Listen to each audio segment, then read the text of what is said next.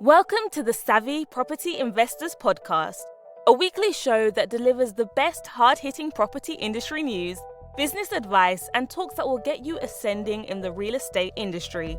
Now, here's your host, the amazing award-winning property and business coach, best-selling author, and serial entrepreneur, Miss Sapphire Gray.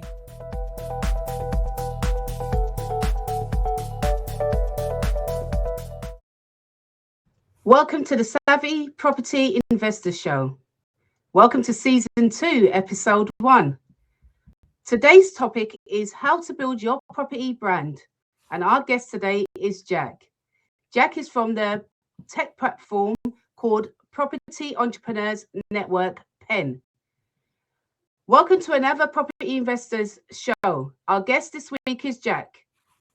He'll be sharing with us how to build your property business brand.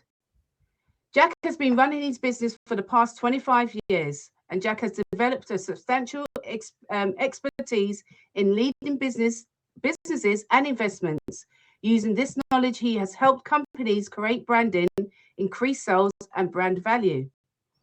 Trying his hand in property, tech, fashion, retail, and much more, Jack is passionate about advertising, training, and inspiring people and helping them to develop their business and creating growth strategies. And for those looking to sell up, assist them in getting the most value out of the sales and existing portfolios that they have within their business. Jack shows signs of being a business orientated at a young age, helping with his family business. But he suffered from depression and suicidal thoughts when he was 25. Upon learning more about mindset and self-education, personal improvement, he turned his life around and took on several courses to achieve his academic goals. Jack has led and managed 3 chauffeur companies, servicing the royal family, celebrities, and large corporates. One with a team of 25 people, which he then sold in 2014. Jack has spent his time building a property tech platform called PEN, assisting property investors with portfolios expansions, and is heavily involved in the property development and property finance. I'm your host, Sapphire Gray, so let's get started. Jack, thank you so much for joining me today. It is a pleasure having you on our show. How are you doing? I am fantastic. Thank you. Thank you for having me on the show. Excellent. So let's get started with all these questions I have for you today, Jack, because it's like you're such a fascinating person. Just by reading your bio, I know that people will be influenced by that as well, because you've really pulled yourself forward and managed to do this through all adversities that's been thrown at you. And I really commend you for that.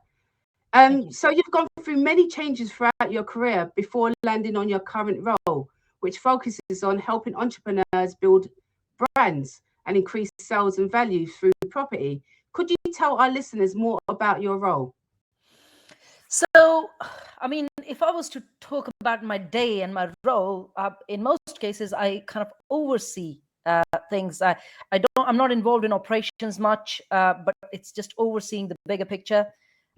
It's more networking, mainly looking for more high net worths, so we get more business deals and property deals done. Marketing, PR that's what I do most of the times. Like I said, it's overseeing the bigger picture, and then every day it's my conscious focus to grow the company, even if it's 0.1%. So there's something that I'd wake up every morning and do something in the company that will help us grow further, one step at a time. But that's what my role is. It may sound very difficult, but it's not. I don't do a lot of work. But being the first world's property social tech platform, helping property investors expand on their portfolio, tell us about current projects that you have on that platform. Okay, that's interesting. So we actually have, if I can remember, I checked about a couple of days ago, we've got over 160 property deals on the platform. And then we've got over 2,000 people registered on the platform. Besides that, it's a network of 400,000 people. But you can find all sorts of deals, development deals, land deals, rent-to-rent deals, HMOs, conversions. You can find all sorts of deals, blocks, portfolios, pretty much everything on the platform. We've also been given nearly £1 billion worth of stock to sell in the last couple of weeks by a Saudi developer. And that's all going on the platform in the next couple of weeks. We are slowly uploading that all on the stock, but that's what we're working on behind the scenes. Wow. That's really good, because I mean, I'm part of the Pen Group myself, and I find it really fascinating how much properties are on there, and the interaction is fantastic as well. There's lots of deals going on every single day. I see a deal coming in from you.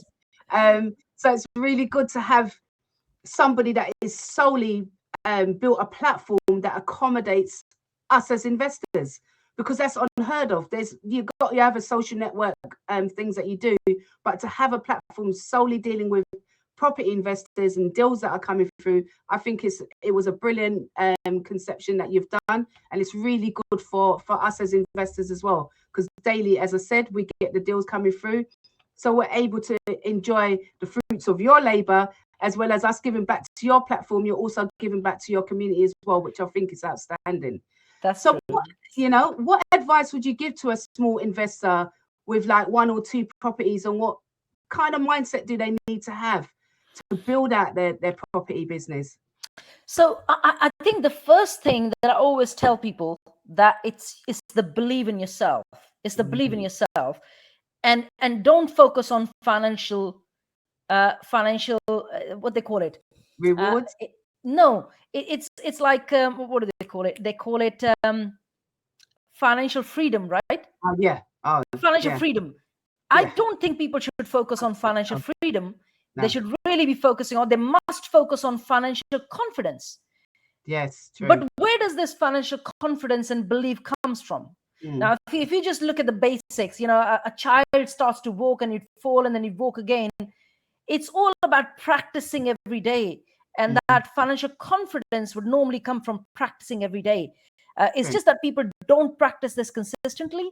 They do it for some time and then give up and say, oh, it's not working for me, then move on to something else. And you meet loads of people who are doing 10 different things, but they don't take one field and say, I'm going to focus on this one field for the rest of my life, or one single strategy or 2 single strategies for the rest of my life.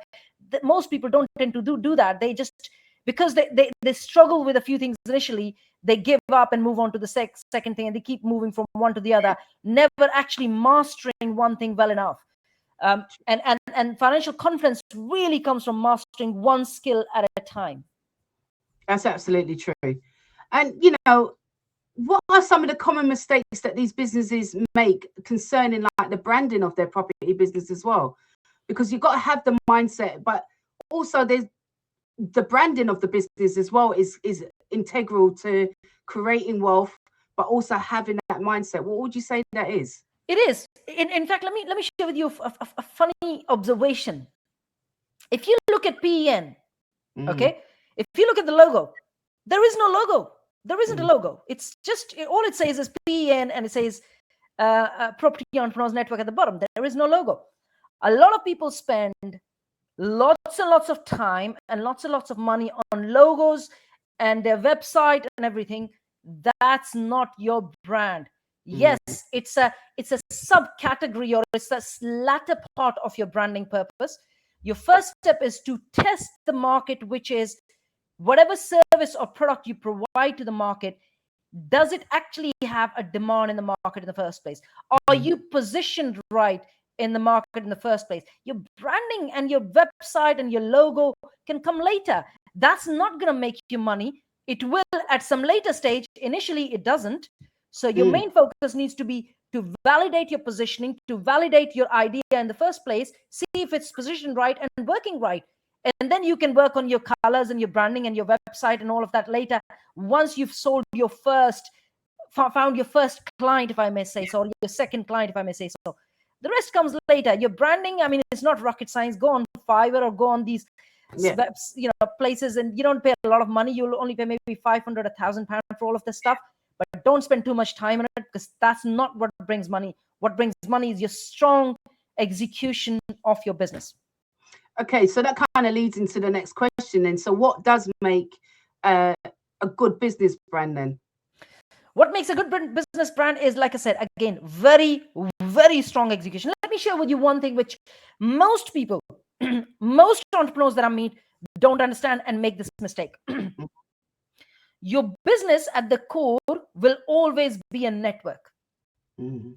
Either you are looking to open a corner cafe or a chippy, or you're looking to start a consulting company or any sort of business, and you're looking to really scale it to a large company. Irrespective, it's still at the core network.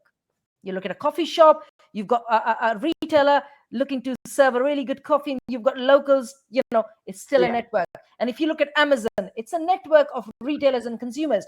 If you look at Facebook, it's a network, it's a social media network of Yeah. users and providers. At the core, every business is a network. And if you are not the networker or the connector in your business, you still haven't learned to build a business in the first place. True. There are True. times when some people that I observe want to focus on quality of their network rather than the quantity, and some on quantity rather than the quality. Both can work. It all depends on the kind of person you are. Okay. That makes sense. That absolutely makes sense, because you have to look at who you are as an individual and what community are you wanting to build around you, in essence, to then build a good business brand. Yeah, you're absolutely right. Okay, Jack, join us after the break with more insights from Jack. Thank you.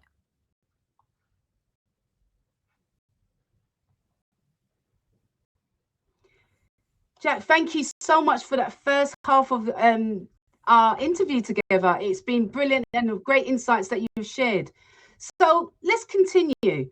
You have your own investment property portfolio. So what was it about your property that drew you to place your investments in this sector? Okay, so let me share with you a little bit of a journey so you can see where I'm coming from. Mm. I invested in my first BTL back in 2003. Very naive. I didn't know much about property. All I knew was property prices were rising. So, okay, let me just buy one. So I bought it from my savings. And when I still look at that journey, I bought another one in 2007, and I kept buying a few more. When I look at that journey, I feel that buy-to-lets are not necessarily the best investments. You could sit on them, wait for the capital growth. You don't make a lot of money from the net profits or the cash flow, if I may say so. You don't make a lot of money from BTLs. But if you dig deeper into the property business in and itself, there are loads of other strategies that can help you build a really good cash flow. I'm talking about 10,000 plus a month as a bare minimum. Easily, like you could easily build 10,000 a month income if you just know the basic strategies available in property. Yeah. Now, the challenge for most people is digging. It's almost like you say, there's no plan B, there's only plan A. And this is another aspect of mindset which a lot of people come across. Parents telling them, oh, you got to always have a plan B, and so on and so forth. The previous generations. But that's not really a good strategy. When you focus on one strategy and say, this is the only plan I have, plan A, and this is property, it's going to pay you really, really well, because then the mindset is, let's just dig deeper. Let's dive in. I mean, really dive in. And when you start to really dive into the other strategies of business or property business, land deals, development deals, conversions, investments, investing in other people's projects, pensions, raising funds, HMOs, rent to rents, hotels. If you have your, another thing within that, within all of this is, I come across a lot of people, entrepreneurs, where they say, okay, focus on one strategy at a time. Strangely enough, I'm a strategist, and I can tell you that hasn't worked for me well. What has worked for me is keeping my antenna up, which means that when I come across the right deal, it doesn't really matter what kind of deal it is, I will take it on. Okay. And that has worked for me. It may not work for others. It may work for others. You got to test and try for yourself. But at the same time, once you have a deeper understanding of all your strategies available and you have your antenna up, you could do really well in property business.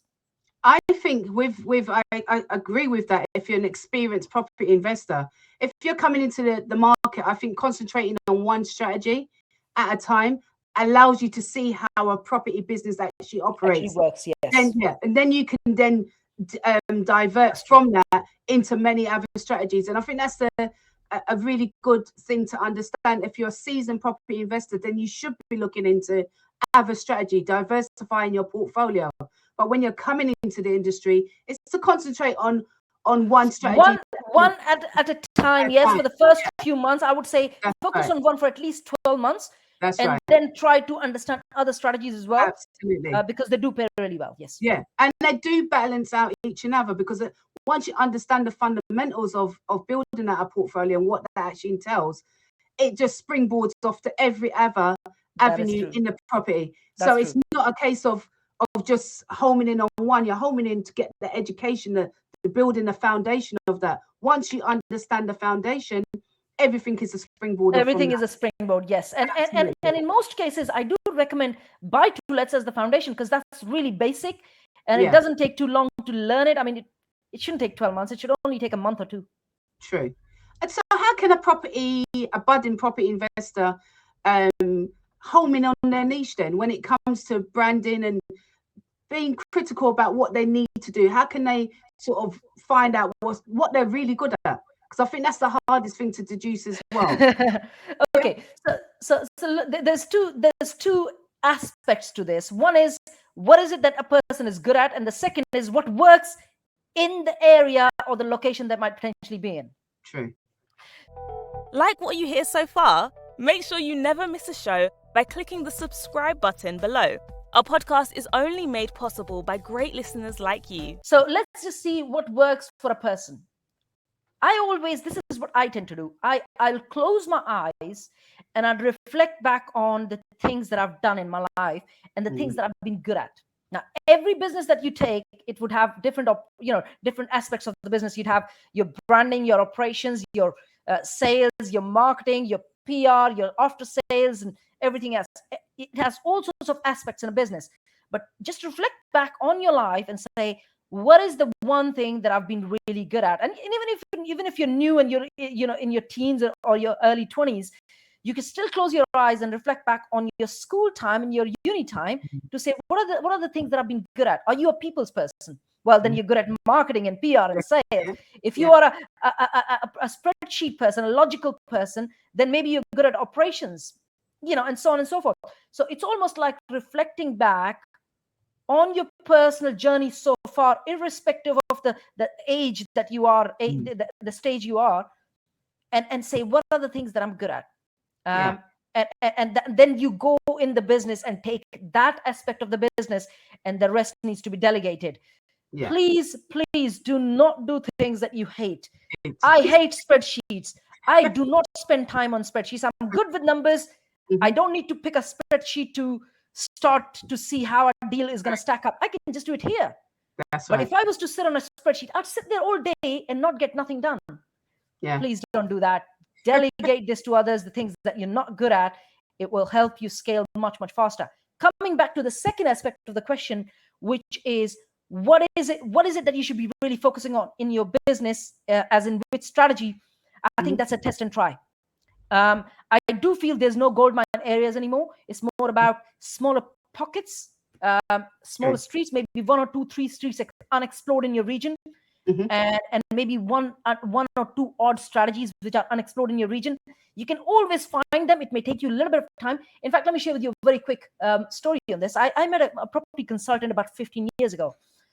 And he actually asked me, he said, I actually said to him, I said, look, I bought a property, a buy to let, but what else can I do? And he said, look, what kind of money do you make in 6 months? He actually asked me straight on my face. He goes, what kind of money do you make in 6 months? I said, okay, this is the kind of money I make in 6 months. And this is 2005 or 2004, something like that. And he said to me, he said, take off 6 months and just research on property. And when you come back 6 months later, you might think you've lost X amount of money by not doing your work. You would make that money in a single day. True. Okay. And when I actually got my head around this a few years later, that is actually true. You could take 6 months off your work or your business and just do your research, speak with loads of local investors, speak with loads of local landlords. You will know what strategy is going to work in that region and how you can dig deeper into that strategy and learn about it. Don't hesitate taking online trainings. Don't hesitate paying for training. Don't pay too much, but don't hesitate paying for trainings. But 6 months later, you could make that money in a one single deal, and very, very easily. And you could multiply that much faster. So you could be doing one deal a month from then that time onwards and making lots more money in the process. Yeah, because I find when I teach as well, I always say, pick a strategy. For instance, if it's a HMO and you don't like working with multiple people, then why go to HMO? Exactly. Find that you like, find the people that you like, because you're obviously going to have tenants, irrespective of if it's commercial or residential. Yes. So understand what you want from that. And if you don't like working with people, then build a house, go into development. You know, so you're not actually working, you're building out something and then selling it on. So you're not working with, you're not got any tenants that you're in control of. But if you don't like working with multiple people, then HMO strategy would not be for you. That's true. That's true. In fact, the one story I can think of very quickly is, I know someone who's built a HMO portfolio, paying him £50,000 rental roll a month. Wow. And the guy is now selling the portfolio because he can't manage it. And this guy is in his mid-50s, right? Yeah. Mid-50s probably. And I reflect back and think, you know, how do you get to a certain age and not realize that you're not a people's person? Yeah. Okay. Yeah. Like, you got to understand yourself to be able to build a business which you can actually enjoy later rather than having to sell it. I always say that you need to get up out of your bed every week, every Monday, and enjoy what you're doing. If you're not passionate about what you're doing, you're in the wrong position, you're in the wrong job. Get out of it. There's no purpose in getting out of bed and feeling, oh my gosh, this is drudgery. This is, I'm in quicksand right now. You've got to get up and love what you do. As you said, you don't like doing spreadsheets. I don't mind doing spreadsheets, but I'm a people's person as well. So for me, HMO is like like my aha moment, because I love working with people. So, but you know, and I also got singlets in my portfolio as well. But it's not necessarily whether I like them or not. I know what I like as my tenants, and I know the strategies that I like to build out my portfolio. And I think that's what people need to understand first of all. And even if you are a seasoned vet, is to really look back and saying, hey, the reason why I'm selling this portfolio, as you just said, is I really don't like people. When did you discover that, you know? So you really have to understand who you are as an individual. Who you are. That's the first step in anything anyway. Absolutely. Yeah. In fact, one thing I feel that most people get wrong is that they feel that by doing the things that they hate or they don't even like, they are helping someone or they're trying to pay their bills. That's not the case. In most cases, when people do things that they don't like, it actually is a strong ego. And that's because they think it's them responsible. It's them trying to make things happen. And eventually they are miserable themselves and they make people around them miserable. Yeah. If you really, I don't know if you know, some of the listeners might be spiritual, or if you don't, even if you're not spiritual and you don't believe in God, believing in yourself will help you focus on something that you enjoy. It's when you don't believe in yourself, you go and do things that you hate or you don't enjoy. But if you believe in God, I feel that, you know, eventually there is another power in the world that helps us in the journey. And in the process, he actually wants us to focus on things that we enjoy, not the things that we don't. And that goes to show, I always say, don't follow others, follow your own instinct, destiny. You've got to have these blinkers on, because a lot of people will look at somebody else. Now I could look at Jack and say, Jack, oh, you're doing all of this, let me do what you're doing. I might be absolutely rubbish at what Jack's doing. No, but it's the worst thing. You've concentrated on what you need to do. And, you know, vice versa. So you've got to have your blinkers on and not look at what other people are doing, but look at what you are capable of doing and what you're going to enjoy through life and through developing yourself, not only on a personal level, but also through a business level as well. That's brilliant. True. In fact, it's a good practice to learn from everyone around you, but not copy. In fact, never copy. You never need to copy anyone. You are a creative being, and there is absolutely no need to copy anyone. You need to use your own instinct. You need to use your own intuition, and you need to use your own intellect. Yeah, I always say there's a thing about following the footsteps of the master, but you're supposed to follow in those footsteps and become that master. because that master's showing you various destinations. You have to land on yours. And once you land on yours, then you go out there and develop yours, and then someone else will come along and follow in your footsteps. That's true. And that's how we progress in life. We learn from others. I learn constantly, and I always say, if you don't get up in the morning and learn something that day, you're not progressing through life. So always learn, go on a journey, and not only learn about yourself as a business person, as an individual, but you have to learn about you in your personal journey and what you want for you and yours as well. And it always starts with your why. Why are you actually doing it? Yeah, that's true. Okay, so we are in a digital age where, you know, tech continues to be advanced. How do you think this is, like digital is coming into its own force in the property realm, and people are operating around that in this space now? So I feel that most people are not leveraging technology to its potential. Most people are not. In fact, I feel that going forward, most technology platforms need to have a social aspect to it. What do I mean by that? So I'll cover a few aspects of technology, which again, a lot of people don't get right. First of all, technology is the future. Either you like it or you don't. Okay. Sure. So learn to leverage it, learn to embrace it, learn to use it effectively. Second is that it's all about apps. Like literally going forward, I don't think there would be anything called desktops. There will be nothing called even laptops going forward. Okay. The only thing that's going to eventually remain is just a phone in your hand.